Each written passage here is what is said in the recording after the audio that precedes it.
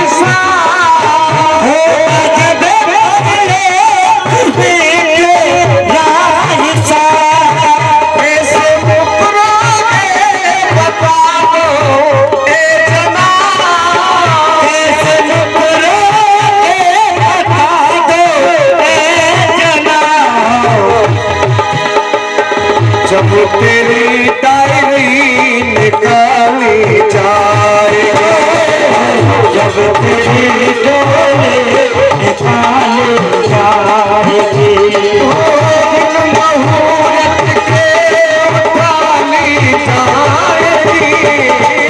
मुहूर्त के उठाली जाएगी, जब तेरी डायरी निकाली जाएगी, मुहूर्त के उठाली जाएगी, जब तेरी डायरी निकाली जाएगी, मुहूर्त के उठाली जाएगी। बोलिए राजा रामचंद्र भगवान की जय। इस तरह से मनु महाराज ने और तपस्या की और मनु महाराज के यहाँ पर दो पुत्र होने के बाद में एक कन्या ने और जन्म लिया जिसका नाम देवहूति रखा गया, जो कर्दम ऋषि के लिए ब्याई गई। इनके गर्भ से कपिल जैसे संत ने जन्म लिया जिन्होंने इस दुनिया को सांख्य शास्त्र का उपदेश दिया।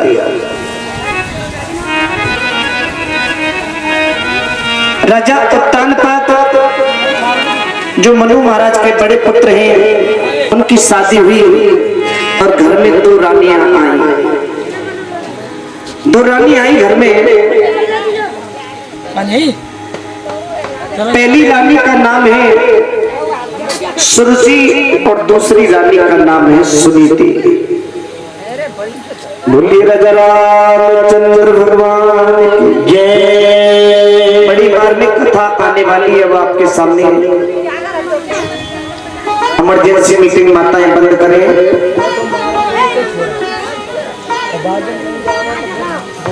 परीक्षा जी जरा इतना ध्यान लगाओ, बंद रहो। दो दो रानियां, एक का नाम है सुनीति और दूसरी का नाम है सुरुचि। सुरुचि कहते हैं जो अपने अंदर ही रुचि रखती है, अपने आगे किसी को नहीं गिनती हो,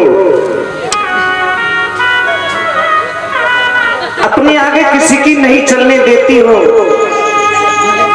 न कभी सास की सेवा करती हो न कभी ससुर की सेवा करती हो। ऐसी रानी का नाम है सुरुचि, अपने ही अंदर रुचि है। और दूसरी का नाम है सुनीति। सुनीति कहते हैं जो अच्छी नीतिवान हो, अच्छी नीति से चलने वाली हो, सास ससुर की सेवा करने वाली हो, पतिव्रत धर्म को मानने वाली, हर किसी का आदर करने वाली, ऐसी रानी का नाम सुनीति है। इन दोनों के गर्भ से एक एक पुत्र ने जन्म लिया। सुरुचि के गर्भ से उत्तम ने जन्म लिया और सुनीति के गर्भ से एक छोटे से बालक जिसका नाम ध्रुव है, उन्होंने जन्म लिया। ध्रुव का नाम आज भी हमारे ग्रंथों में बड़े सम्मान के साथ लिया जाता है। बोलिए ध्रुव जी महाराज की जय। एक दिन की बात मेरी माताओं, राजा उत्तानपाद अपनी गद्दी पर बैठे हुए हैं सुरुचि के महलों में। उत्तम भी उनकी गोदी में बैठा हुआ है जो सुरुचि का बेटा है। छोटे छोटे बालक थे ध्रुव और उत्तम। ध्रुव ने देखा कि बड़ा भाई उत्तम पिताजी की गोद में बैठा है, न हो तो मुझे भी चल करके बैठना चाहिए। छोटे बालक सैया से पधारे हैं और ये आज इस कथा को पूरे संसार को दिखाएंगे नेट के द्वारा। लाइव भी देखेंगे आप लोग सभी। ये यूट्यूब चैनल आज हमारे कथा के मध्य में पधारे हैं, बहुत बहुत आभार और अभिनंदन है उनका। बोलिए सच्चे दरबार के। ध्रुव ने सोचा कि मुझे भी पिताजी की गोद में चल करके बैठना चाहिए। ऐसा सोचकर ध्रुव भी उत्तानपाद की गोदी में जाकर के बैठ गया। और जैसे ही बैठा, महल से बाहर सुरुचि चली आई और सुरुचि ने देखा कि ध्रुव भी उत्तानपाद की गोदी में बैठा है, तो आकर के उसने उसको उठा करके फेंक दिया। 5 साल का बालक है ध्रुव, रोता रोता अपनी माँ सुनीति के पास पहुंचा। कहा कि मैया, मौसी ने आज मुझको मेरे पिता की गोद से फेंक दिया है। बालक रोता हुआ आए और माँ को दिखाई पड़ जाए तो माँ को बहुत दर्द होता है। माँ सुनीति ने देखा और समझ गई। सुरुचि ने यह भी कहा था, ध्रुव अगर तुझे इस पिता की गोदी में बैठना है ना, तो पहले तुझे मेरे गर्भ से जन्म लेना पड़ेगा, जब तू इस गोदी के लायक बनेगा। रोता रोता माँ के पास पहुंच गया, माँ को सारी बात बताई। तो मैया ने आज इतना सुंदर उपदेश दिया धर्म के लिए। माँ अगर चाहे तो बेटे को बहुत बड़ा भक्त बना सकती है, क्योंकि बच्चे की क्या हम सबकी पहली गुरु कौन है? माँ। पहला गुरु माने तो तुम माने अपनी माता को, जाने तो हंसनो और बोलनो सिखायो है। तू जो गुरु माने तो माने अपने बाप को, जाने तो जीवन को पाठ पढ़ायो।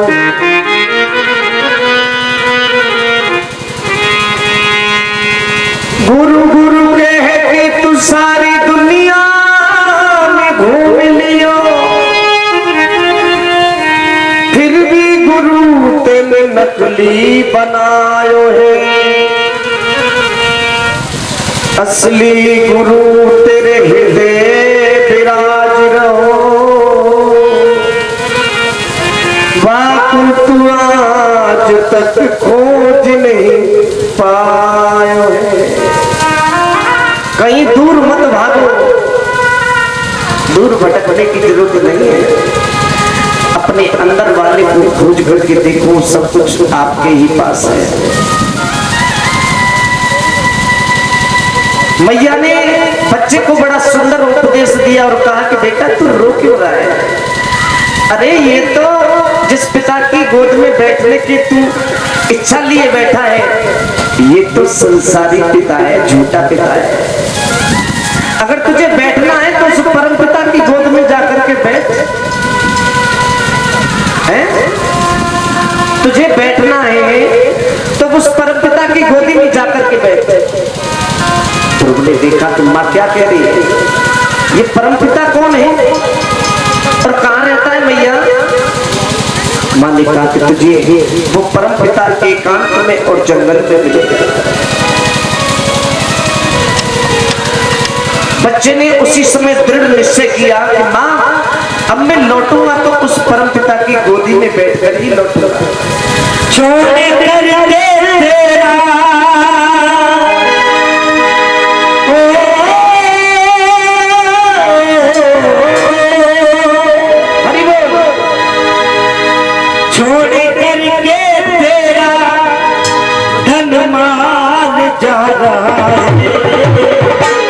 हरि के भजन को तेरा नाम जा रहा है, हरि के भजन को तेरा नाम जा रहा है, हरि के भजन को तेरा नाम जा रहा है।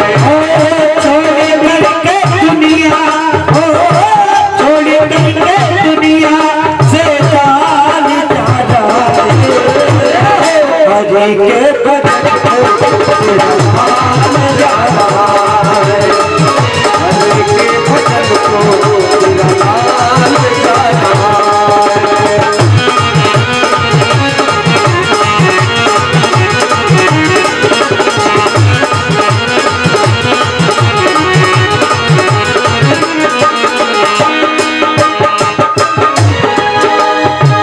राम पे तो है राम ही माता, काम न दुनियादारी से। राम पे तो है राम ही माता, काम न दुनियादारी से।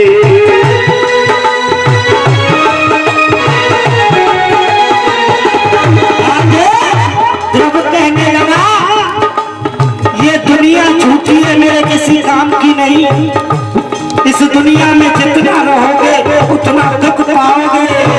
राम पे तो है राम ही माता, काम दुनियादारी से।